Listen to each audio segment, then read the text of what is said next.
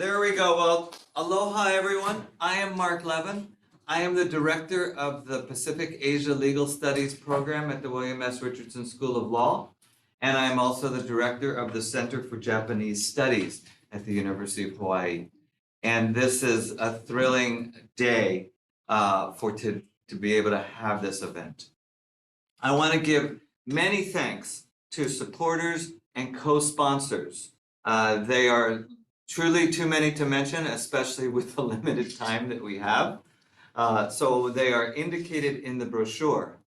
I also want to give thanks to a hardworking team of UH present and former students.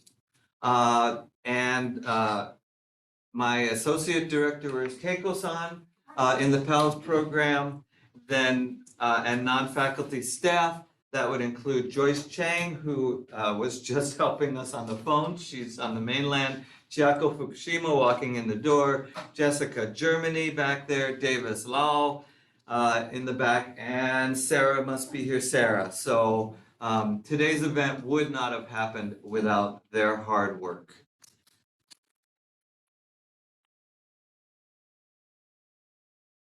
I also want to give a particular welcome to Greenhaven PAC alumni who are either online if we look at the screen or coming later, and we hope you'll find out that you were welcome, but who are watching in the virtual setting, as well as Dr. Roy Bolus, who is here today and will be introduced later. We are tremendously honored to have you here. Further, I want to begin our day briefly acknowledging Hawaii as an indigenous space whose original people are today identified as Native Hawaiians. The aina on which we gather is located in the Ahupua'a of Waikiki, in the Moku of Kona, on the Mokupuni of Oahu, in the Pae Aina of Hawaii. As Provost Michael Bruno noted in an important statement in October 2019, Her Majesty Queen Liliuokalani yielded the Hawaiian Kingdom and these territories under duress and protest to the United States in order to avoid the bloodshed of her people. That act, and much more done by generations of indigenous Hawaiians and their knowledge systems, have shaped Hawaii in a sustainable way that allows us to be here today for this event, and I am sincerely grateful. I have a few administrative matters.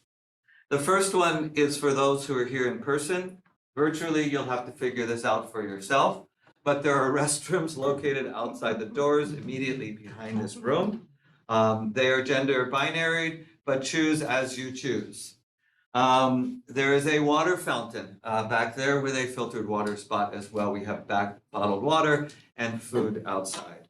Again, those of you in virtual world, you can figure where you go.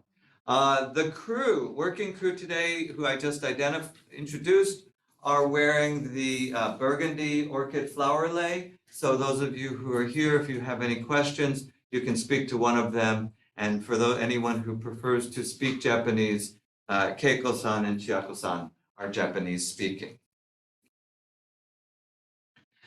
Masks must be worn indoors if you are not eating.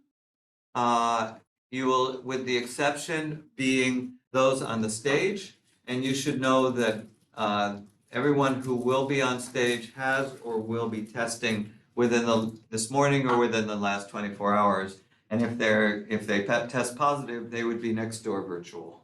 So you can rest assured that those of us on stage speaking from here have tested negative within the last 24 hours. I mentioned a moment ago the mic's hypersensitivity, and I'm not kidding. So you are forewarned. If you start gossiping, we won't hear it down here, but there are now 22 people out there in the world who are going to hear just what you said. So you don't want to be that person. And then lastly, before I hand over this podium to my lead collaborator, Professor Makoto Ibusuki, I would like to dedicate today's event to Professor Drew S. Days.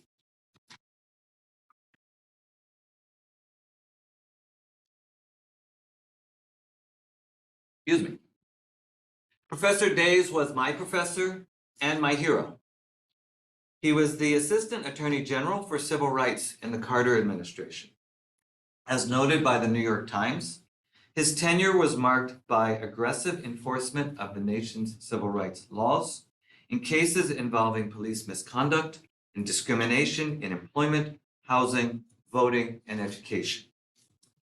For our particular purpose with today's theme, he was the lead counsel for the United States government in Estelle versus Ruiz, a major case leading to the federal government's taking over the entire state of Texas prison system and vital sweeping reforms there mandated by Judge William Justice, owing to human rights violations that were present at the time.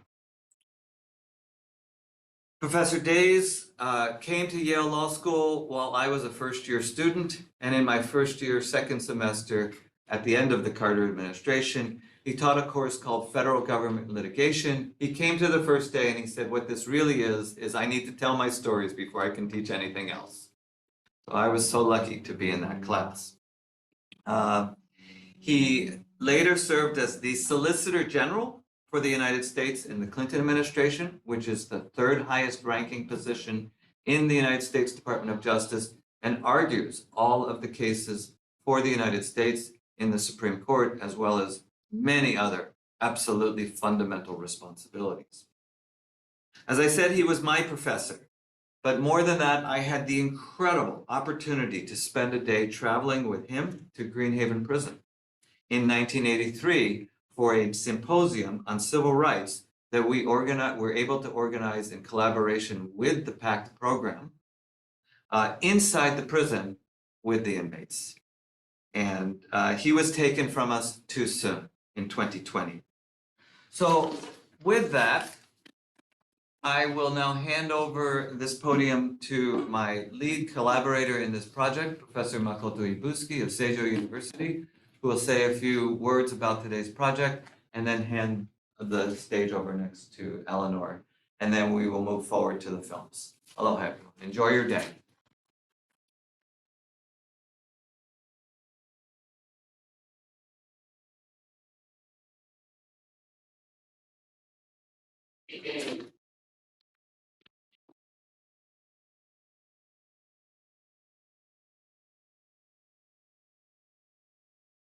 Aloha, everybody. Aloha. Yes. Only when I talk in this classroom, I take mask. But anytime when I sitting in the classroom, I wear. So, hi, everybody online. So my name is Makoto Ibusuki. Now Mark introduced me. I am a professor from Seijo University. This is the co-host of today's event. And I'm also director of a therapeutic jurisprudence center in Seijo University. It's a co-sponsor today's event.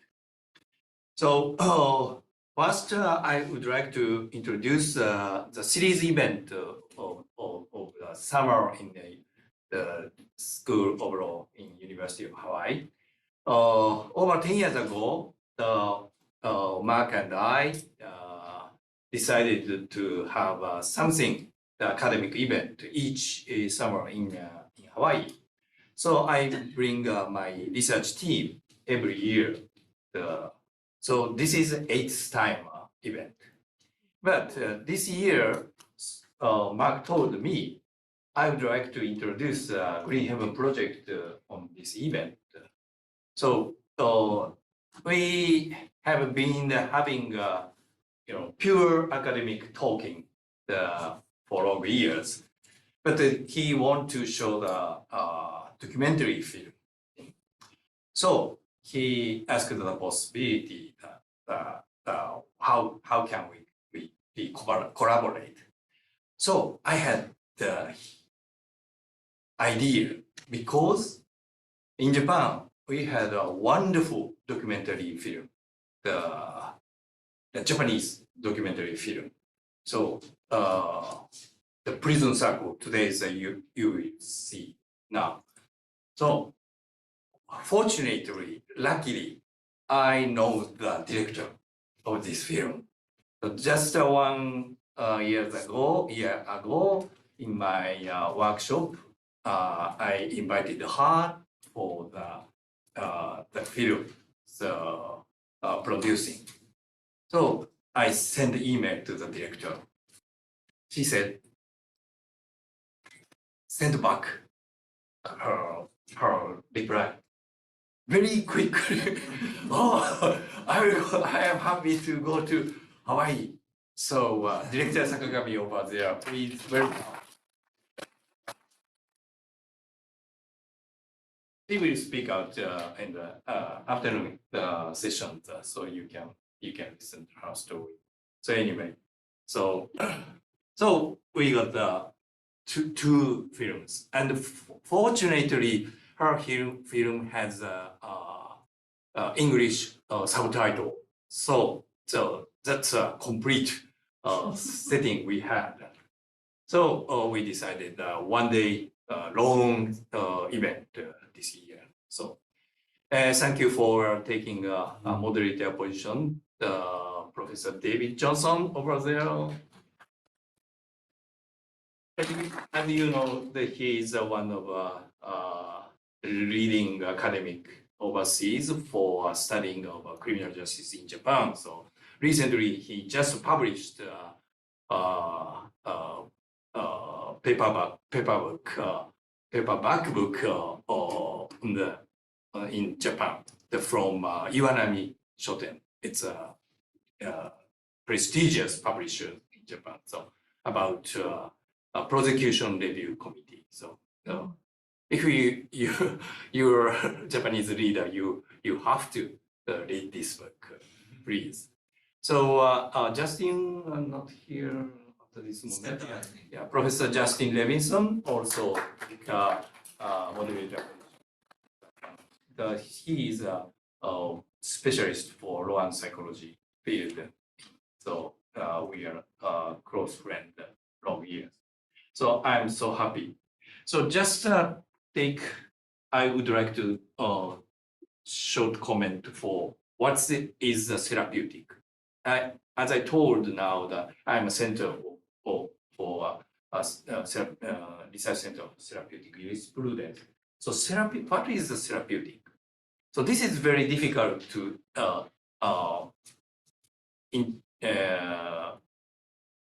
exchange the other word, actually. So in Japanese, we call it 治療的, but it's not medical term. So in the dictionary, therapeutic means care or support or assist or something. So the word of therapeutic comes from Greek, you know, the therapeutical, meaning to give care. And the word root is Old Greek, therapeu. It's Old Greek. Therapeu meaning to give a hand for help. So our designer of a research center gave us the nice picture as a symbol of therapeutic jurisprudence.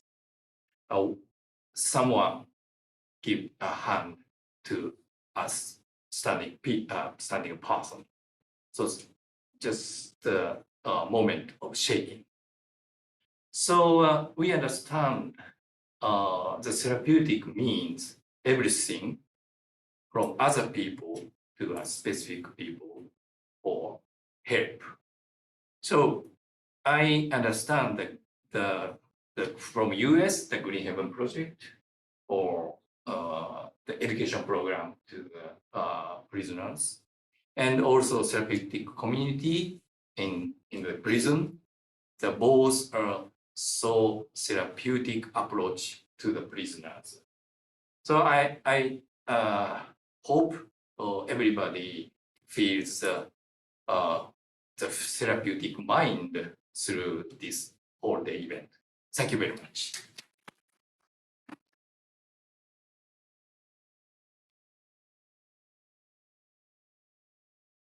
Thank you, Makoto. Next, I'm going to introduce Eleanor Roberts. Eleanor is a 2022 graduate of Yale Law School and just completed the New York bar exam. And we're going to waiting for results, but we know they're going to be good. We became acquainted because Eleanor went to Greenhaven as part of the student project at Yale, which has now been going on for 40 years or more, right? More, yeah. Well, yeah, because I was involved 40 years ago, so Yeah. more than 40 years, and you'll learn more in a moment with the film later this morning. But so she participated in the Greenhaven program, and she had been involved with criminal justice, and in fact, issues relating to incarceration and rehabilitation, even before going to law school. So she got involved quickly when she got to law school with Greenhaven, which I will note is a really remarkable student organization, partly because the students pretty much do it on their own. It's not a part of the clinical program of the law school. I use the word renegade, but in a good way. So Eleanor was participating with some of her classmates. COVID hit, and they couldn't go up to Greenhaven. And the students were there struggling with what can we do, because they had the passion, they had the interest, but they really weren't able to participate. And you will hear more, but in part with Dr. Bolas's leadership, and acknowledging Dr. Bolas here today also. With Dr. Bolas's leadership, the idea of the film came together. As well, Eleanor put together an oral history of the program. And I was involved in I'm not a founder, but I'm pretty close to the founding. So I inherited it as a student leader with a collaborator as one in 1982. So near to the founding. And so I'm not sure how I found you or you found me, but we connected. And I spent a wonderful time on a long Zoom call for that. And am I understanding correctly that the oral history can be available if people would like? Yes. Right. So we're happy to share it. I think we can have some print copies here today, or we could share PDF also for online folk. So Eleanor probably knows more about the Greenhaven Prison Project than almost anyone else on the planet in its full history. We're going to hear from Eleanor right now to hear a little bit before we go to the films.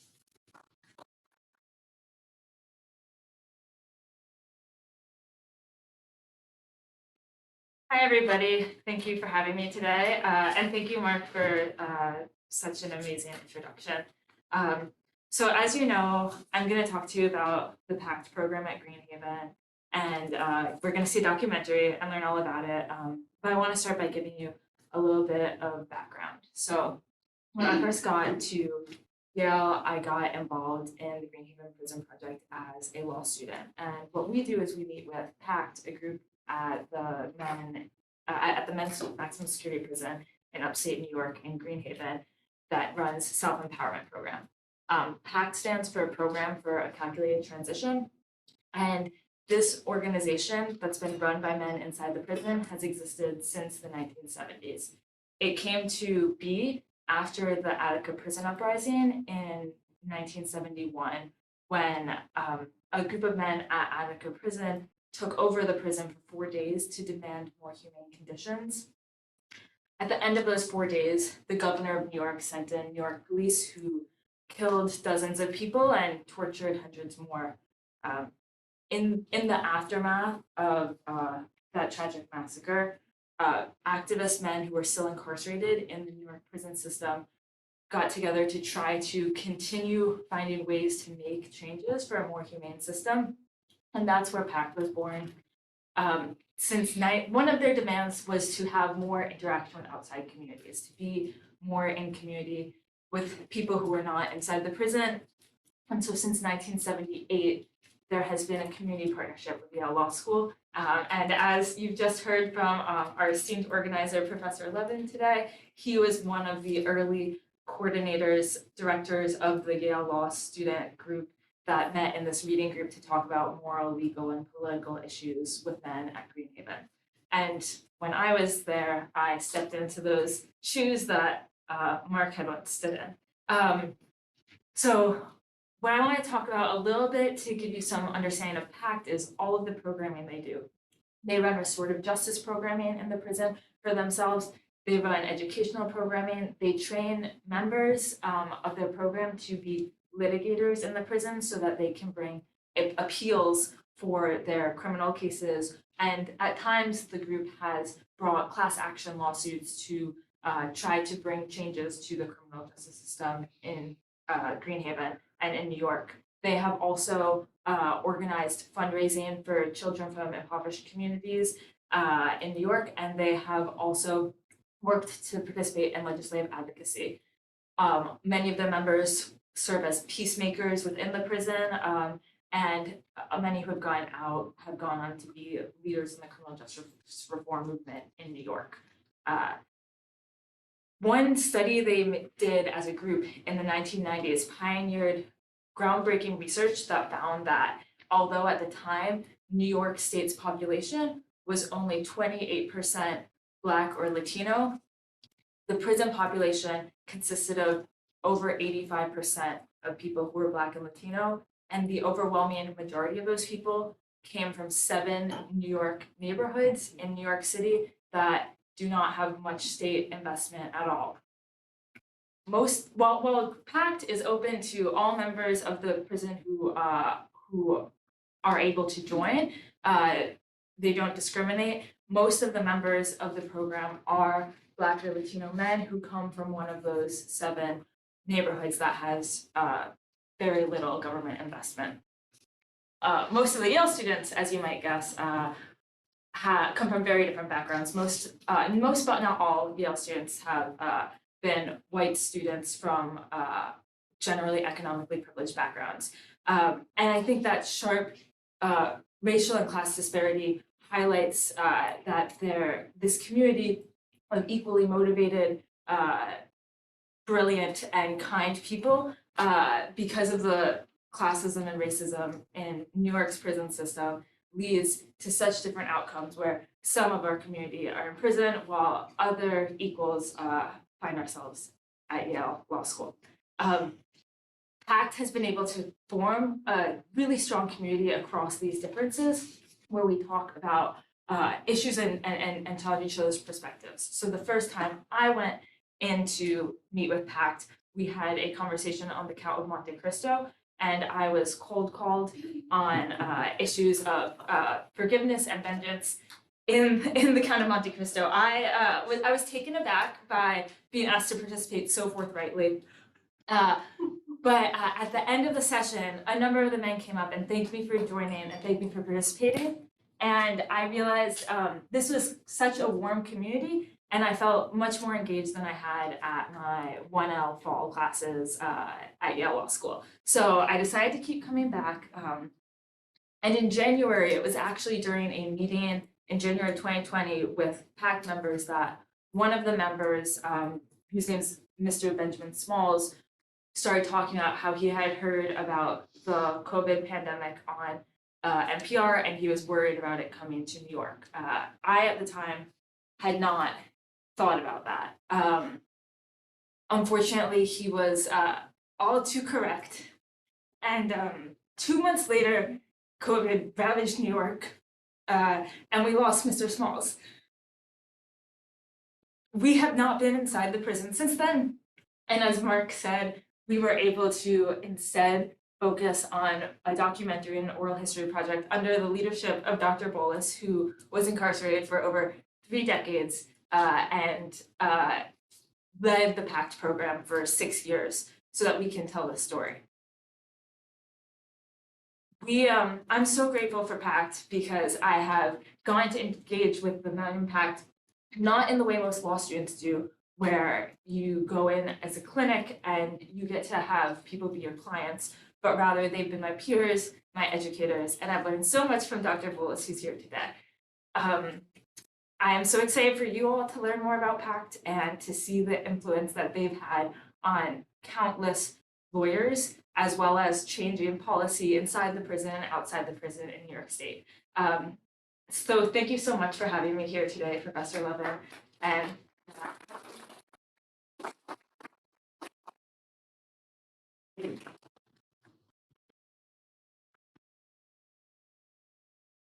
So and Eleanor will be starting in just a few weeks as in the office of the Public Defenders of Brooklyn in New York. All right, and we now have 28 folks online, and we are so thrilled to have you all here. We are now going, there I am on camera. We are now going to try, let me get a little help here, to make a transition to show our films. So those of you who are online, please be patient for a moment while we make that transition. I'm going to switch off recording.